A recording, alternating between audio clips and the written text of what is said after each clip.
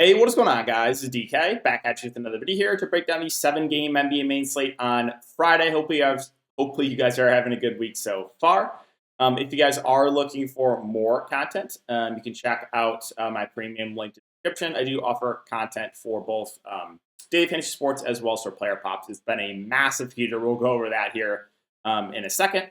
And the sponsor of today's video, that's going to be Underdog. If you guys are not on Underdog, would highly recommend it. I use it every single day. How it works, you're building out slips of player props. All the different sports they offer are there at the top. If you guys want to give it a try, you can use the code DKDFS or the link down below for a $500 deposit match bonus. And if you guys are a first-time user and sign up using my code or click by clicking the link, it does help support the channel, so I'd greatly appreciate that. All right.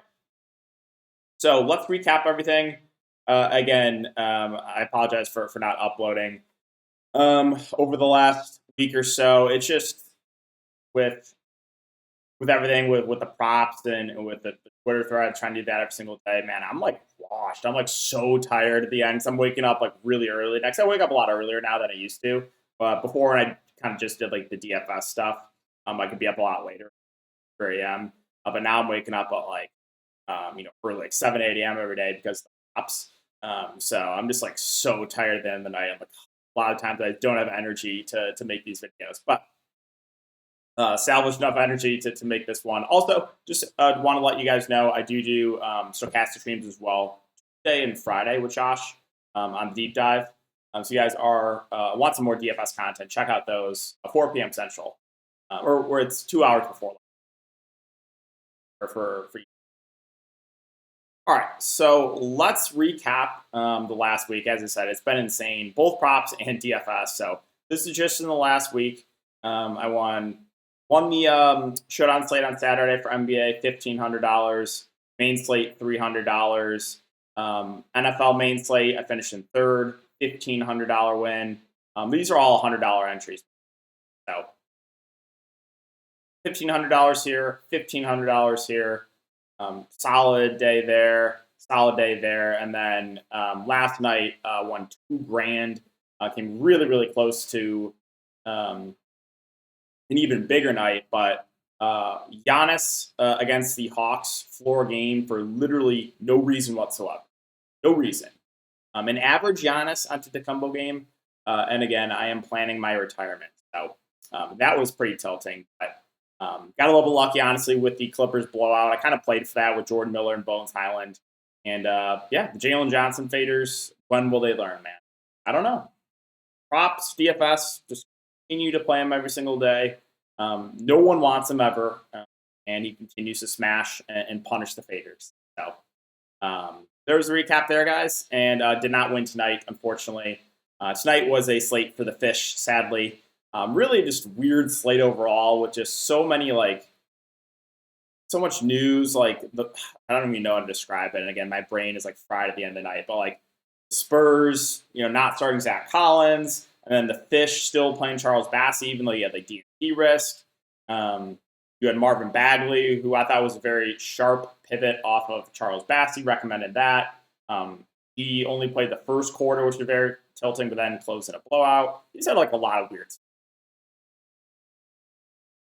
But as far as this 7-game slate goes, Orlando and Philly, pretty unappealing game here, very low total. No Paulo Banchero once again. Franz Wagner, 9.5K, I think is in play, but doesn't really stand out. The bigs with like Goga and Carter Jr. and Isaac and Mo Wagner, kind of hard to predict what's going to happen in a night in, night out basis for those guys. So ownership will kind of play a role if I'm going to play one of those guys. Like Goga's minutes kind of been all over the place. One of Carter Jr., I think, is the guy that I feel the best about as far as the bigs. He only played 20 minutes against New York, but that game was a massive blowout. It's nice that he has power forward eligibility as well. Mo Wagner's been good point per minute. Minutes have been a little up and down on him. Like that game that was a blowout, he absolutely smashed in that blowout. Jonathan Isaac was playing pretty consistent minutes, but his minutes have ticked down a bit. Even like against Philly, he had a really good game in 15 minutes, but only played 15 minutes. So again, the bigs kind of hard to feel good about any of those guys. Jalen Suggs, if he avoids foul trouble, should play huge minutes. I think he's a reasonable option there. KCP's always fine, 3-and-D guy. Anthony Black at 3.9 minutes, then a little bit up and down on him as well. It's just like, I hate this Magic team DFS. They're good defensively. They play a lot of guys. It just, usually there's not a lot to like in Orlando when they're close to full. For Philadelphia, no Embiid, Andre Drummond questionable. And no Bona as well. He played the backup five last. So if Drummond is in, we'll keep an eye on the starting lineup with who starts there between Yabusele and with Drummond. Yabusele started the 5 last couple games. If he starts again, I think he's a solid option. Played 37 minutes last time out. Does have the power forward eligibility. The main guys at the top here, Tyrese Maxey, Paul George, all fair plays, but again, it's really not the best matchup. 7-6 for Paul George and 8-8 for Maxey. McCain most likely will move to the bench with Paul George back. There's not really much else here for Philadelphia, so pretty unappealing game. Lakers, this could get a little bit different. This game looks a lot better. No Reeves, no Jackson Hayes, no Vanderbilt, no Wood, and you have LeBron question. If LeBron gets rolled out, I mean, this Lakers team is going to look amazing. AD going to dominate the usage. You're going to have a ton of ball handling for D'Lo. Connect is going to have a lot more usage with Rui. So, like, this team would look great. Like, a LeBron game, if LeBron James gets ruled out, AD, Russell, Rui, and Connect would be like 4 of the best plays this. And then you get a lot of run for guys like Max Christie and Gabe Vincent and even Cam Reddish. So we'll keep a close eye on that. Even if LeBron plays, though, I mean, I still like the two main guys here with AD and LeBron in a good match against the Hawks. D'Lo should continue to start 5.4K. How did I know to fade him last slate? Well, I just thought he was going a bit over-owned. He was massive chalk. And yeah, that fade ended up working out in a big way. I went to like unowned Bogdanovich as kind of a pivot. And I think D'Lo is a good play either way. He's going to look a lot better, though, if LeBron gets rolled out. Same with Rui and Connect. They're both good plays either way, but they're going to look better if LeBron gets rolled out. And then the value plays, I'm probably not going to get to unless LeBron gets rolled out. But then guys like Chris Vincent, even Reddish, think are in play. For Atlanta, pretty easy team to talk about. Trae Young, Jalen Johnson, they're leading the way offensively. Trae Young, 9.1K, should play mid to high 30s minutes. Production's been a little bit up and down, but again, the minutes are there, and he's got the ball in his hand a ton. Jalen Johnson, like I said, like, continue to play. I'm playing big minutes in competitive games. Only played 32 minutes here, though, and I couldn't figure out why. I was trying to figure out like why he only played 32 minutes in the game. I don't know. Usually he's playing high 30s minutes. 8.5K still a good price point for him. Dyson Daniels, 6.3. Doesn't really stand out. More out there for defensive purposes. Capella and Okongwu, they're going to split the center position. Kind of ride the hot hand. Whoever's playing better, they will close with. I do have interest in these value plays. DeAndre Hunter is 5K. He's playing around 30 minutes a night. I think he's a good play. And then Bogdanovich should play mid to high 20s minutes. So both those guys can look like pretty good values. Don't really know if I get to anyone else. Ricochet at 3.9 probably plays around 20 minutes. I guess he's fine for value. Milwaukee, Boston, this should be a good game. Middleton is expected back. First game back for Middleton all year. I expect him to be on a very, very strict minutes limit. So really the top end guys are probably the only guys to look to with Giannis and Dame. 12K Giannis, 9.4 Dame. Don't really stand out at their respective price points. Lopez, I'll pass. No thank you on Bobby Portis. The value plays been tougher to get to with Middleton back, even though Middleton will most likely be on a strict limit. I think if I had to play one of these guys, it was take a shot in Gary Trent Jr. and hope that he makes the shots and gets extended. Because he has played 27 and 31 minutes over the last couple of games. Now for Boston, it really comes down to the injury news. Tatum, Porzingis, and Horford are all questionable. This team could look amazing if they're all out. If they're all in, nothing would really stand out to me. So, yeah, if they're all out, Brown gets a usage bump and assist bump. He would look really good. Derek White gets an assist bump. He would look good. Pritchard would play big minutes with the bench. Holiday would look good. Hauser would probably play a lot of minutes. Guys like Cornette and Kada would probably be enter the rotation. So this seems kind of hard to talk about right now without knowing more. But that is an earlier game, 6:30 Central. Indiana and Chicago. So Nembhard on the injury report. Last 2 games that he's played, he's only played the first half. So keep an eye on that. 4.3K. Good news that he's like full go, no longer on a limit. He could be an interesting value. If he sits again, Quentin Jackson started last game, but only played 8 minutes. As far as the main guys go, I mean, I really like targeting the Bulls. So like Halliburton, Siakam, Mather, and Turner, I think all look like solid options. Ownership will kind of play a role in what I want to do there. But I've interested in all the main guys. And the minutes on Obi Toppin have ticked up recently.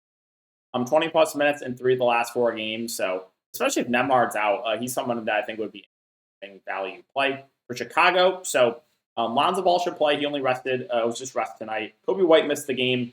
And you saw just like a massive game for Ayo Dosunmu. Massive triple-double. And you almost had a triple-double for Levine. almost 2 triple doubles for Levine and Io in the same game is wild. But if Kobe White is out again, those guys do look better. Giddey only played 24 minutes, which is pretty concerning again. But if Giddey's playing well, they'll extend him. Like, he had, a triple-double 2 games ago, played 32 minutes. But the game tonight, even with Lonzo and Kobe White out, only played 24 minutes. So, again, his minutes are still kind of up in the air there. But if Kobe White's out again, Vooch, Levine, Io all look good. Value options, a guy like THT played 21 minutes tonight, but he would lose some minutes with Lonzo back. Still be viable. Buzelis as well, I think, would still be in play too. Sacramento and San Antonio, no Trey Lyles. Malik Monk has moved into the starting lineup the last couple of games, and it's been playing big minutes. Only played 32 minutes tonight, but was in foul trouble. I think Malik Monk at 7K still looks like a good option. Fox, Sabonis, 9K and 9.3 respectively, both look like good spend-ups. Rosen's fine, Keegan Murray's fine, but doesn't really stand out. And then they're running a really tight rotation. So Keon Ellis, back-to-back DNPs. Kevin Huerter's been kind of the main guy off the bench, but he's too expensive there at 5'2". San Antonio just comes down to Wembanyama. Wembanyama missed the game tonight. You saw them start Sohan at the 5, not Zach Collins. You did see a minutes bump for Zach Collins, though. So if Wembanyama's out again and Sohan starts the 5, Sohan looks amazing, played 36 minutes. And then, again, Collins saw a minutes bump, too. He got a price increase, though, so he wouldn't be as viable on this slate as he was tonight. And then these other pieces are all going to look better if Wembanyama's out, too, like Sell and Keldon Johnson and Chris Paul and Castle and all those guys. So the Wemby news is huge. If Wemby plays, I like the upset a lot on Wembanyama. Minnesota and Golden State. Minnesota, pretty boring team to talk about. They run the same rotation every single game, basically 8 guys. Anthony Edwards has the highest ceiling, 8.9K, though, feels priced about right. Front court guys with Randall and Gobert are both reasonable options. Naz Reid, production's a little bit up and down, but we know that ceiling is there. Conley should play around 30 minutes of competitive game. Even Shenzo and AW are fair values, but it's just a really boring team to talk about. For Golden State, Steph missed the game tonight due to rest. Draymond missed the game due to an injury, but could be back. So we'll see. If they're both back, there's really not a ton to like here. It's just the rotation. If Draymond's out, and Kuminga starts again, then Kuminga could be an interesting option at 5'2". He had a really good game tonight. All right, last game here, late night hammer. How about a Utah Jazz Portland Trailblazers game? No Clarkson, no Filipowski. Should get the starting lineup of Keontae George, Sexton, Markkanen, Collins, and Kessler. I like the front court guys here. Collins and Markkanen feel a little bit underpriced here. 7.2K for John Collins, 7K for Markkanen, both look good. I think Kessler's a reasonable play. His minutes have been very solid last couple games, 35, 36 minutes. The game was a blowout against Oklahoma City, and Utah brought back their starters in the fourth. Sexton at 6'2", should play around 30 minutes. Kind of indifferent on him. Keontae George at 5'9", should play low 30s minutes. Pretty safe play.